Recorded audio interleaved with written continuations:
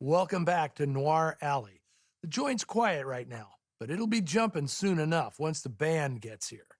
I'm your host, Eddie Muller, and the film I have for you features some of the greatest jazz musicians of the 20th century doing their thing as the house band at Fluff's, a happening little club at the heart of The Strip, made in 1951 at MGM as a vehicle for its multi-talented star, Mickey Rooney, although his shapely co-star, Sally Forrest, is featured front and center on the posters.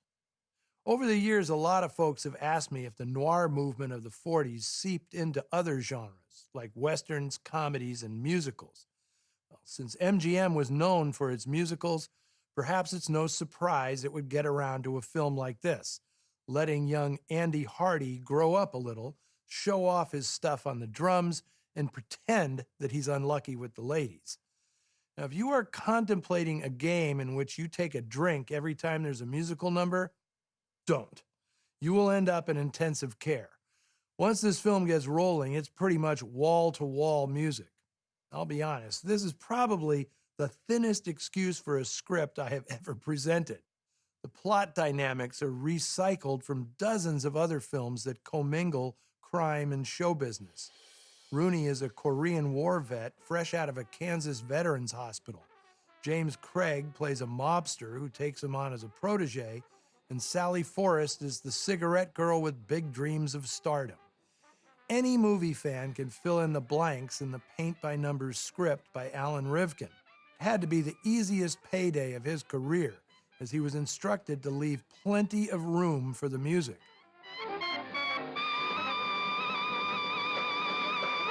But who can complain when the house band is Louis Armstrong and his jazz all-stars?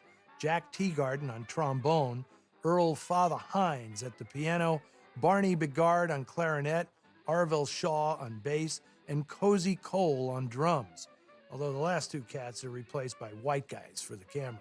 Providing very enthusiastic support on the drums is Mickey Rooney. He's hired by club owner Fluff, played by William Demarest. The character was supposed to be played by either Jimmy Durante or Hoagie Carmichael, but Demarest was called in to pinch hit at the last minute, and he does his best to fake like he can play the piano. As for Rooney, he'd already played a drummer in 1940's Strike Up the Band. He was tutored by Lee Young, the great tenor sax player Lester Young's kid brother. Rooney stuck with the Skins and got good enough to jam with Duke Ellington, among others. In fact, Rooney is more convincing as a drummer than he is playing a chump unlucky in love. When you've been with Lana Turner and Ava Gardner, it's hard to believe Sally Forrest will give you the brush off. Forrest, who began her showbiz career as a dancer, struts her stuff in a pair of swell dance numbers. Singer Kay Brown is listed in the credits as playing Edna, although in the film she's called only Kid. She is one of 4 performers who sing the movie's main claim to fame, A Kiss to Build a Dream On, which earned an Oscar nomination as Best Song. It became a huge hit, performed by Louis Armstrong and many others. And if that's not enough, hot young singers Monica Lewis and Vic Damone perform at the legendary Sunset Strip clubs Ciro's and the Macombo. In fact, as much as it's a crime drama, this film is a travelogue of the Sunset Strip when the 2-mile stretch of unincorporated land was a haven for nightclubs and casinos, catering to movie people and other glitzy riffraff.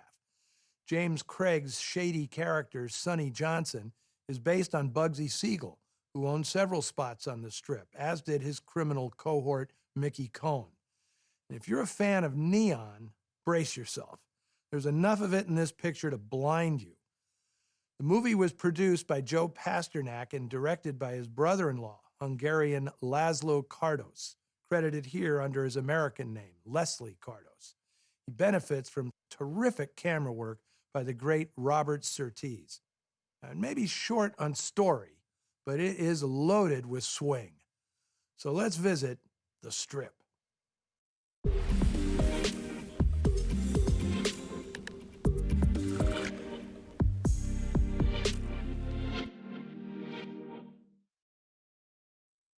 Bet you didn't see that ending coming.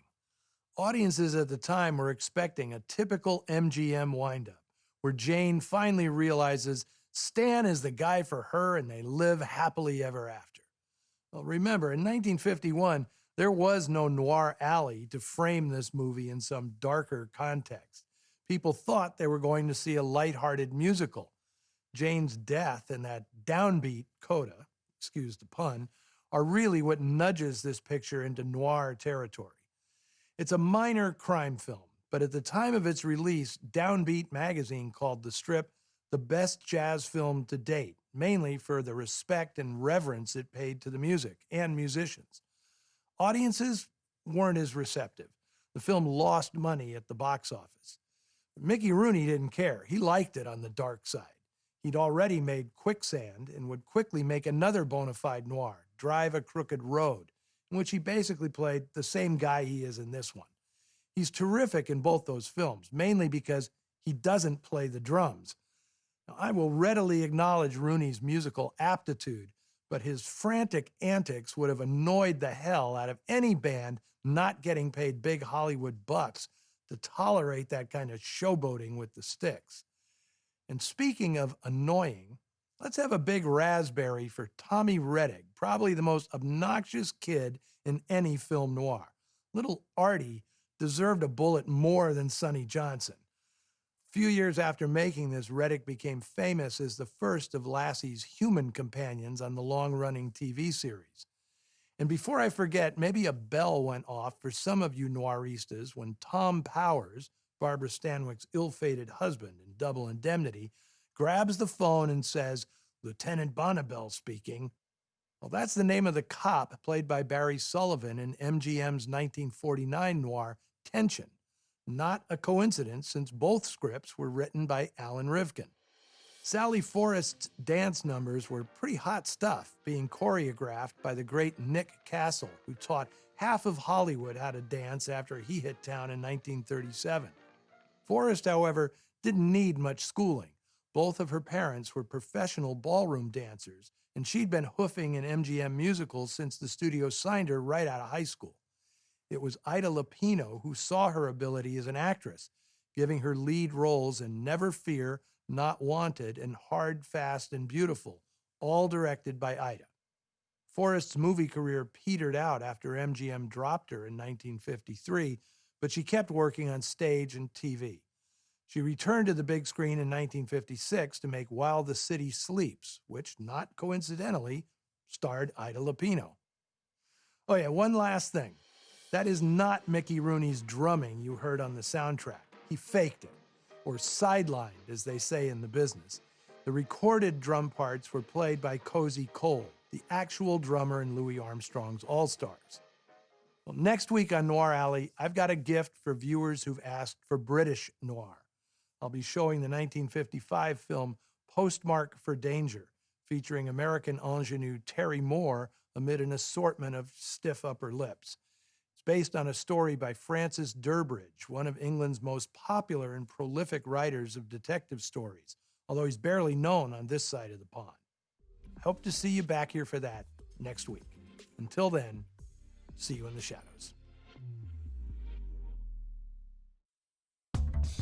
Next on TCM, the Spanish Main, then the Crimson Pirate, and later, Honky Tonk.